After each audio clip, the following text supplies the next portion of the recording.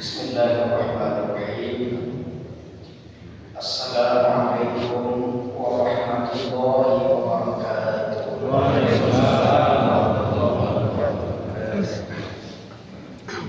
Alhamdulillahil malikil dayyan, wassalatu wassalamu ala sayyidina Muhammadin sayyidil aqwam wa ala alihi wa sahbihi wa man tabi'ahum bi ihsanin ila yaumil mizan. Fayaqulu Allah subhanahu wa ta'ala, a'udzu billahi minasy syaithanir rajim. Bismillahirrahmanirrahim. Alladzina yanquduna 'ahdallahi min ba'di mitsaqihi wa yaqta'una ma amara Allah bihi an yusala wa yufsiduna fil ardh. Ulaika humul khasirun. Shadaqallahul 'azim. Yang terhormat Bapak Bupati Aceh Tengah beserta Ibu, saya jujur saya katakan Pak Bupati tidak merasa asing lagi. Sudah sering bersilaturahim. Beliau PJ panggilan beliau 2 kali dengan penuh kehormatan beliau undang saya dalam rangka Maulid, dan sering berjumpa di masjid kecil ini. BKM-nya sering memakaikan saya dengan Pak Bupati satu paket, yaitu saya khatib, beliau muazzin, sering sepaket. Yang saya hormati Bapak Rektor, kami semua nginapnya di rumah Rektor. Di rumah Rektor, tapi kan kayak anak tinggi ada. Ada Bapak Ibu mana? Ya udahlah, kami nikmati bersama Bapak saja. Yang saya hormati Bapak Kapolres dan seluruh para pejabat yang tidak bisa sebutkan satu persatu. Kami bertanya-tanya sama Pak Rektor, kenapa kota Kemon beda? Aceh Tengah beda. Rabu berkah, kami di sana Jumat berkah. Kemudian ada DIS, ada DKMA. Bukankah Rabu berkah itu kalau kita laksanakan Rabu kan berkaitan dengan kerja, sehingga terbatas untuk memberikan tausiah? Ternyata jawabannya tidak mungkin saya jawab. Hadirin hadirat yang Allah Subhanahu wa ta'ala, segala puja dan puji, sembah dan sujud hanya milik Allah Subhanahu wa ta'ala. Allah penguasa tunggal, pemilik kerajaan langit dan bumi, yang kekuasaannya tiada berujung dan tiada bertepi. Allah yang Maha Rahman, Allah yang Maha Rahim, yang Maha Pengasih tiada pernah dikasih, yang Maha Penyayang yang kasih sayangnya tak terhilang. Salawat dan salam semoga Allah haturkan kepada kekasihnya, seorang manusia agung, manusia mulia, Nabi besar Muhammad sallallahu alaihi wasallam. Kedatangan beliau sebagai penabur kedamaian tanpa pencitraan. Kedatangan beliau rahmat buat sekalian alam tanpa menanti balasan. Semoga yang hadir pada subuh kali ini di Masjid Baitul Iman ini adalah orang-orang yang termaktub, tertulis dengan tinta emas, berada dalam satu barisan perjuangan bersama Nabi besar Muhammad sallallahu alaihi wasallam. Izinkan saya dalam waktu yang singkat ini menyampaikan satu pesan Rasulullah sallallahu alaihi wasallam yang saya kutip di dalam kitab Wasiyatul Mustafa yang ditulis oleh seorang Syekh Abdul Wahab Asy'ari. Kitab itu berisi tentang wasiat Rasulullah untuk Sayyidina Ali karramallahu wajhah. Salah satu nasihat Rasulullah kepada Ali, ya Ali, wahai Ali, min karamatil mu'min, di antara kemuliaan mukmin, zaujatun shalihatun, salatun jama'atan, jiranun yuhibbuna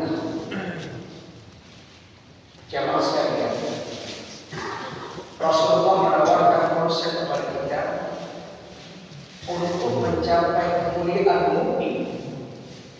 3 perkara. Jadi barang siapa yang membutuhkan kemuliaan, miliki 3 perkara ini.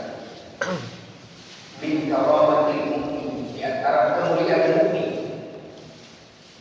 Pertama kata Nabi, zawjatul shalihah, pasangan yang soleh atau soleh. Sebab menggunakan kata zauj itu mengarah kepada pasangan, tidak pada satu jenis kelamin, tapi walaupun suami dan istri. Jadi mulia letak pertama dalam keluarga. Tadi Pak Kapolres mengatakan jaga anak kita. Sebab kalau anak tidak terjaga, dia bertingkah laku yang mencemarkan nama baik orang tuanya, maka hilang kemuliaan keluarga itu. Maka letak kemuliaan pertama memiliki pasangan yang soleh dan soleh. Ulama tafsir hadis memaknakan soleh itu adalah muwafiqatun. Soleh di sini muwafiqah. Muwafiqah bermakna nurut, patuh. Suami patuh kepada istri, istri patuh kepada suami. Itu kemuliaan.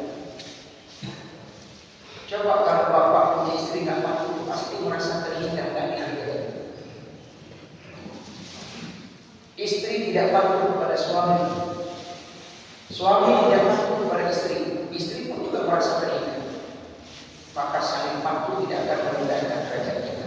Mundur selangkah, memperhatikanlah, mundur selangkah mengambil ancam-ancam menuju sebuah kemenangan. Saya kasih contoh. Misalnya istri kita memberikan saran atau nasihat, apa kata istri?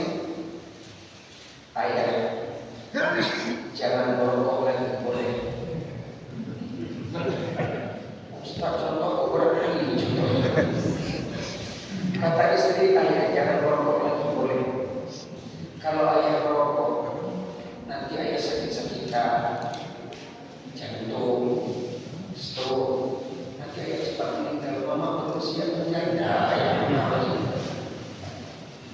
Kata istri.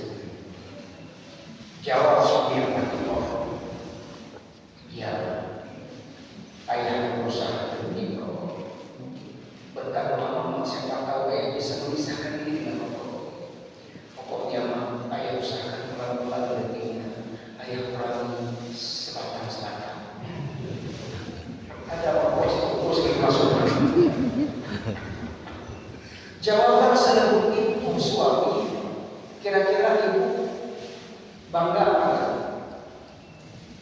Oi, bangga apa? Bangga. Karena jawabannya begitu tersebut lembut, berarti mantap. Itu namanya suami muwafiqah. Coba kalau jawabannya, artikan jawabannya bisa begitu. Ayah jangan merokok lagi, boleh. Kalau ayah merokok lagi saya sakit, jangan terus cepat meninggal ayah. Mama belum bisa menjaga ayah.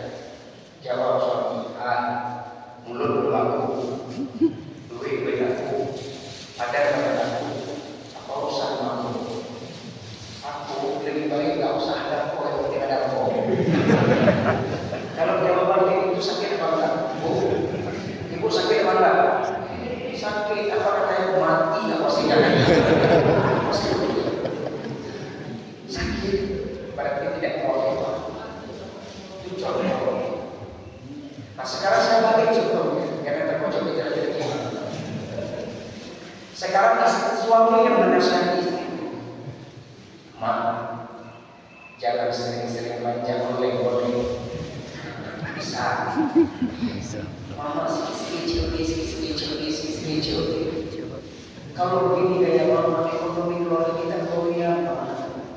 Tolong pertahankan semua masih. Jangan sering-sering manja oleh mama. Kalau begini gaya mama, hancur keluarga kita. Jawab istri yang lembut, ya, mama akan berusaha kendalikan nafsu mama. Tidak lagi belanja mahal, yang belanja oleh paling belanja murah-murah tapi sering. Kira-kira perjalanan selembut itu Bapak senang apa? Iya, tapi betul. Nah sekarang saya coba balik jawabannya sedikit dia pada coba dengar jawabannya. Mama jangan belanja oleh mama makan boleh. Kalau orang itu aja bukan pilihnya. Apa aja istri pilih. Apa pilih? Pilih. Karena kalau sudah bilang pilih, kalau pilih korban pilih.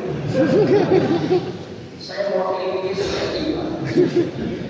Jadi kalau udah jawabannya disebut kita pelit, sakit banget. Sakit. Maka bila nasihat istri didengar, berarti suami bahagia. Bila nasihat suami istri dengar, berarti suami bahagia. Bila nasihat suami atau istri menasihati suami dengar, istri pasti bahagia. Maka disebut zaujatun shalihah. Kantor Kementerian Agama saya percayakan oleh Pak Kasih yang berusaha mempercayakan saya untuk menjawab persoalan rumah tangga. Jadi kalau ada konflik rumah tangga ke kantor konsultasi itu kemudian diamankan kepada saya. Padahal saya sendiri pun bermasalah dengan. Di antara kasus yang saya terima dalam setahun 3 kasus, itu rata-rata pasangan suami istri ribut karena tidak pandai mengendalikan lisan. Terkadang laki-laki saat dia punya jabatan, punya pendapatan, di dalam rumah tangga terkadang bernada otoriter. Perempuan tidak dihargai. Dan ternyata perempuan dia memang tidak melawan. Ketika lisan sang suami memaki-maki, memungkit-mungkit keluarga atau orang tuanya, dia tidak bantah. Mungkin boleh jadi takut, nanti cerai. Tapi ketakutan karakter seorang perempuan itu biasanya mudah memaafkan, sulit melupakan.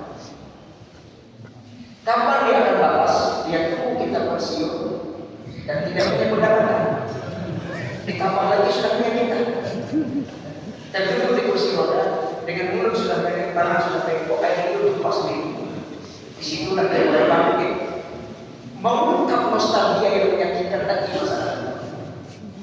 Disitulah dia mulai menantang.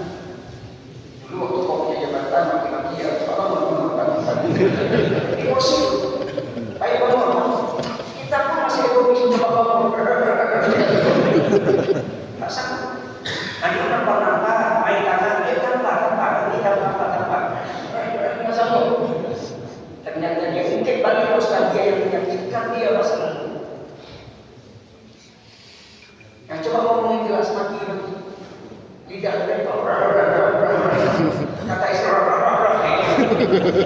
nah inilah watak perempuan. Maka karena itu di dalam rumah tangga kita bila mampu kita jaga saling mewafaqah, saling menghormati, saling menghargai, aman. Kita ada nilai kemuliaan kita. Kata orang pemimpin pernikahan, di dalam rumah tangga itu modalnya 3 pasti bahagia. 3 bukan tidak mulia. Memahami, menghargai. 3 aja. Kita memahami, kita menikah dengan manusia bukan ternyata harus kita pahami yang manusia kita harus hanya kurang. Yang kedua memahami. Kalau kita menggunakan pesta dia telat siang, malu.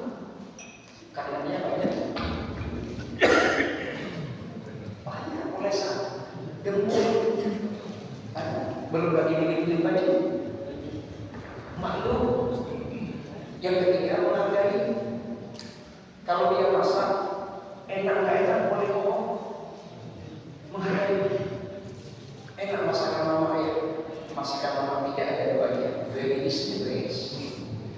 ayah makan aman, orang lain mencerai.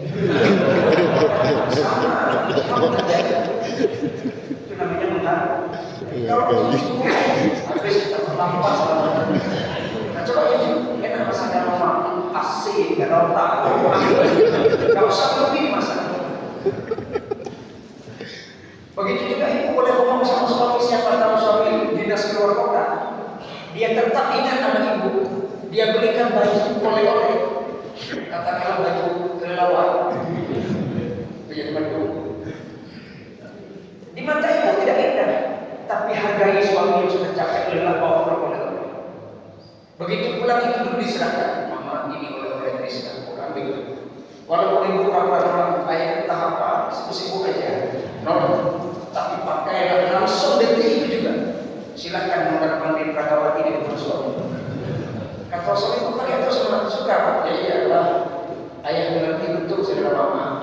Kalau mama pakai baju ini, semua orang lihat mama.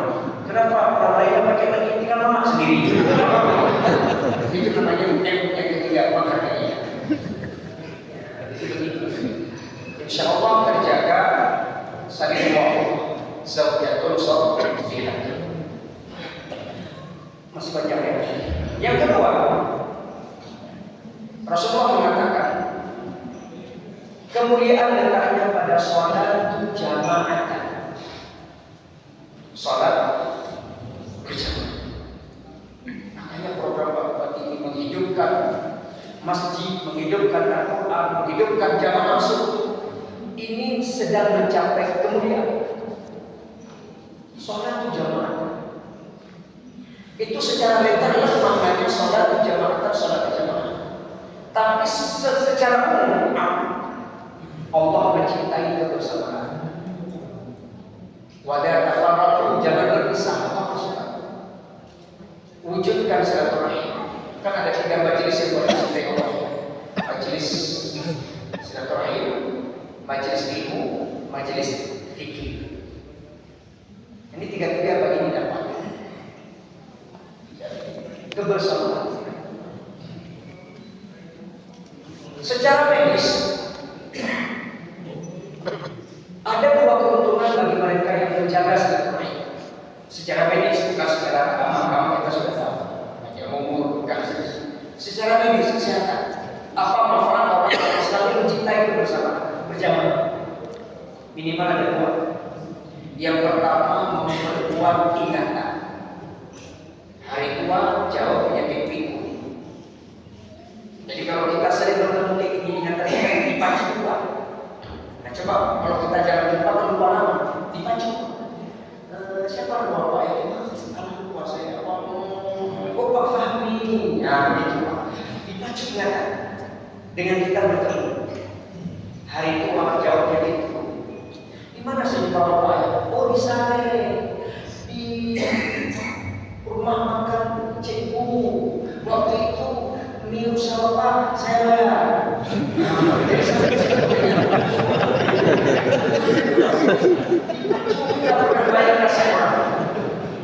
Jadi ternyata berkat bertemu memperkuat. Iya. Makanya yang bisa-bisa ya Pak. Sholat berjamaah, silaturahim, pertemuan itu memperkuat ingatan jauh penyakit pikun. 1. Secara medis yang kedua, orang yang sering bertemu berjamaah memperlancar retorik, memperlancar bicara. Kalau sendiri di rumah ngomong dia, kalau kita bertemu kayak gini ngomong tidak aja, terhindar penyakit cadel hari itu. Terhindar penyakit cadel. Cadel itu apa? Bahasa Aceh tilu. Bahasa Aceh cadel bahasa Indonesia. Saya kemarin ceramah di halaman Institut Seni Budaya Indonesia Jatuh. Saya apa bahasa Indonesia? Bahasa Aceh cadel. Tilu. Saya balik tilu bahasa Indonesia. Tilau.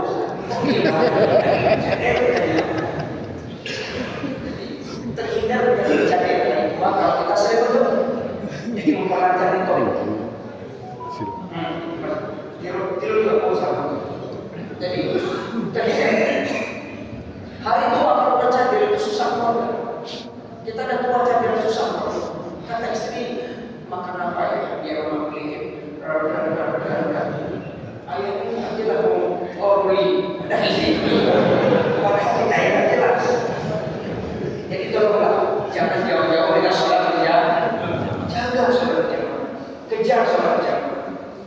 Jangan sampai kita malu sama kambing sama ayam.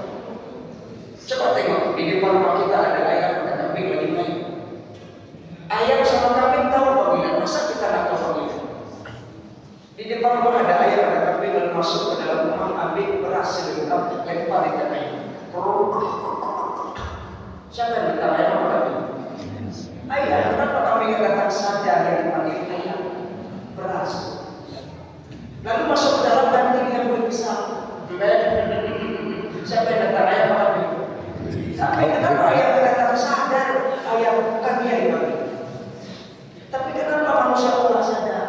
Allahu Akbar, Allahu Akbar. Siapa yang dipanggil ayam apa kambing? Manusia. Kenapa?